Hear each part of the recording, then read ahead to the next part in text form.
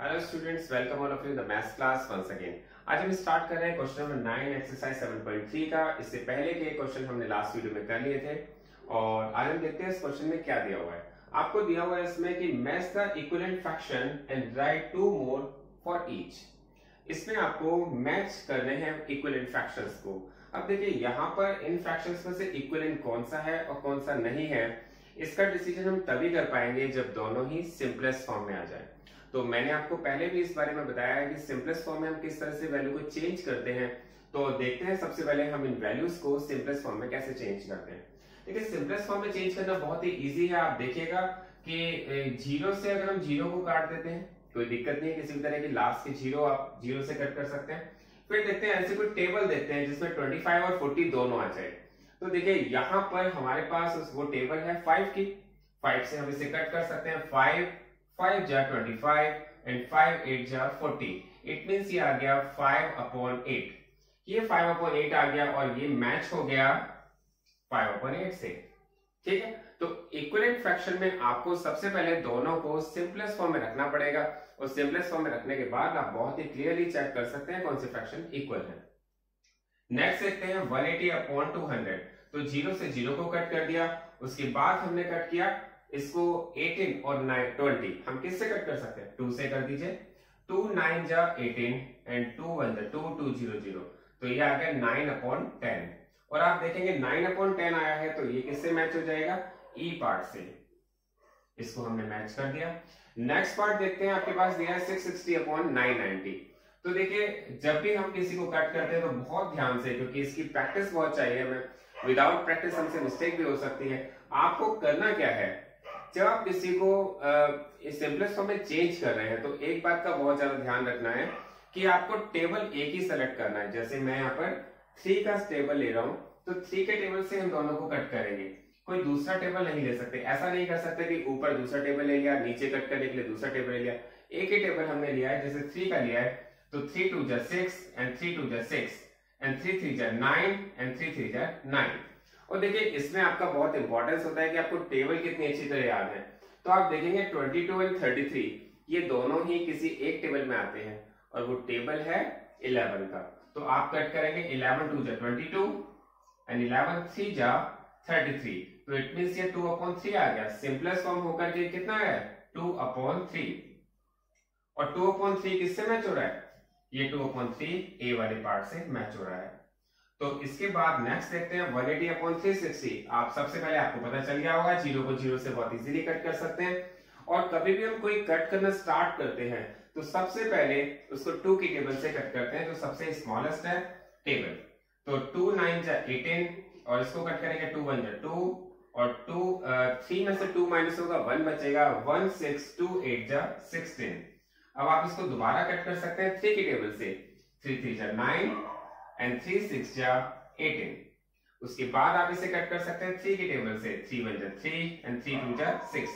1 bye 1 step करके आप इसे कट कर सकते हैं। एकदम बड़ी टेबल लेने की जरूरत नहीं है, क्योंकि जितनी ज्यादा बड़ी टेबल आप लेते हैं उतना ही आपसे मिस्टेक होने के चांसेस बढ़ जाते हैं।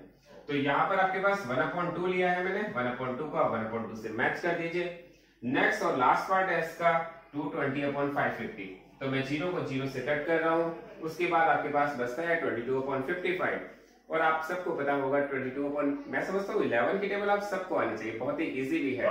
तो 11 की टेबल में 22 भी आता है, 11 की टेबल में 55 भी आता है। तो आपके पास ये कट करके आ जाएगा 2/5। अब देखते हैं इसकी वैल्यू आ गई 2/5 और 2/5 को हम किससे मैच करेंगे? 2/5 को हम 2/5 से मैच कर देंगे। तो आप बहुत ही अच्छी तरह से क्लियर तरह से समझ जाने चाहिए कि ये हम कैसे करें। इसके बाद इसका नेक्स्ट इसमें एक और पार्ट है जो आपको बहुत अच्छी तरह समझना है। आपसे कहा गया है ये 2/3 है, इसके 2 इक्विवेलेंट फ्रैक्शन और बनाइए। देखिए आपसे तो 2 इक्विवेलेंट फ्रैक्शन कहा गया है। हम इसमें नंबर ऑफ कितने भी हम जितना चाहें उतने इक्विवेलेंट फ्रैक्शन बना सकते हैं।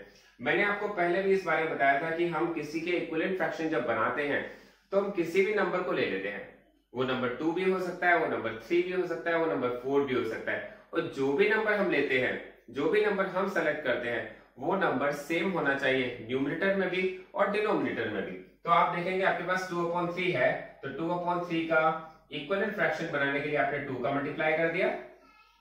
लेकिन 2 का मल्टीप्लाई कहां करना है, न्यूमरेटर में भी करना है और डिनोमिनेटर में भी करना है। तो मैंने दोनों प्लेस में मल्टीप्लाई कर दिया, 2 2 जा 4 एंड 3 2 जा 6। ये इसके इक्विवेलेंट फ्रैक्शन है। नेक्स्ट पार्ट देखते हैं। तो यहां पर 2/3 आपके पास एक और दोबारा से ले लिया क्योंकि हमें 2 फ्रैक्शंस इक्विवेलेंट बनाने हैं। ये 1 फ्रैक्शन हम बना चुके हैं 2/3 का। अब नेक्स्ट पार्ट हमने क्या कर दिया, 3 का मल्टीप्लाई ऊपर और 3 का मल्टीप्लाई नीचे। तो 3 2 जा 6 एंड 3 3 जा 9। ये इसके 2 मोर इक्विवेलेंट फ्रैक्शन है। ये बहुत ही अच्छी तरह से क्लियर हो जाना चाहिए, फिर भी मैं आपको दोबारा क्लियर कर रहा हूं कि आपके पास एक फ्रैक्शन है 2/5। अब 2/5 के आपसे कहा गया 2 मोर इक्विवेलेंट फ्रैक्शन बनाइए। मैंने आपको बताया जब आप इक्विवेलेंट फ्रैक्शन बनाते हैं तो आप किसका मल्टीप्लाई करते हैं, आप सबसे पहले 2/2 का मल्टीप्लाई कर दीजिए। 2/2 का मल्टीप्लाई, तो देखते हैं 2 का मल्टीप्लाई 2 से करेंगे तो आपके पास 4 आ जाएगा और 5 का मल्टीप्लाई 2 से करेंगे तो 10 आ जाएगा। तो हमारे पास 1 फ्रैक्शन आ गया है। अब इसका सेकंड फ्रैक्शन बनाएंगे तो 2/5 का मल्टीप्लाई आप 3/3 से भी कर सकते हैं। तो 2 3 जा कितना हो जाता है 6 एंड 5 3 जा 15। बहुत ही क्लियर हो जाना चाहिए। आप क्या कर रहे हैं, 2 मोर इक्विवेलेंट फ्रैक्शन बना रहे हैं। सपोज आपके पास एक नंबर है 1/2, इसका इक्विवेलेंट फ्रैक्शन बनाने के लिए आपको क्या करना है, किसी भी नंबर का मल्टीप्लाई कर सकते हैं। सपोज मेरा मन करता है तो 3 का कर दें, चलिए मैं इसमें 3 का मल्टीप्लाई कर देता हूं। लेकिन जो भी मल्टीप्लाई कर रहे हैं न्यूमरेटर और डिनोमिनेटर में सेम है। तो मैंने यहां पर 3 का मल्टीप्लाई किया तो 3/3 का मल्टीप्लाई 3 1 जा 3 एंड 3 2 जा 6। अब मैं इसमें किसका मल्टीप्लाई करूं, इसमें मैं मल्टीप्लाई 4 का कर रहा हूं तो 4 1 जा 4 एंड 4 2 जा 8। ये इसके 2 इक्विवेलेंट फ्रैक्शन है 1/2 के। नेक्स्ट पार्ट देखा है 5/8। 5/8 आपके पास एक फ्रैक्शन दिया हुआ है, मैं इसका 2 मोर इक्विवेलेंट फ्रैक्शन बना रहा हूं। तो मैंने पहले मल्टीप्लाई कर दिया इसमें 2 × 2 2/2 का, 5 2 जा 10 एंड 8 2 जा 16। अब मैं दोबारा ले रहा हूं ये फ्रैक्शन। अब मैं मल्टीप्लाई किसका कर रहा हूं, 3/3 का, 5 3 जा 15 एंड 2 3 जा 6। तो हमारे पास यहां पर आपके पास 8 है तो 8 3 जा 24। तो यहां पर आपके पास जो भी फ्रैक्शन आ रहे हैं सभी इक्विवेलेंट फ्रैक्शन है, बहुत ही क्लियर हो जाने चाहिए। ये फ्रैक्शन है 9/10 और मैं इसका इक्विवेलेंट फ्रैक्शन बना रहा हूं तो मुझे मल्टीप्लाई किसका करना है, 2/2 का। और 2/2 का मतलब होता है 9 2 जा 18 एंड 10 2 जा 20। नेक्स्ट इक्विवेलेंट फ्रैक्शन बनाने के लिए मुझे मल्टीप्लाई किसका करना है, 3/3 का। तो 9 3 जा 27 एंड 10 3 जा 30।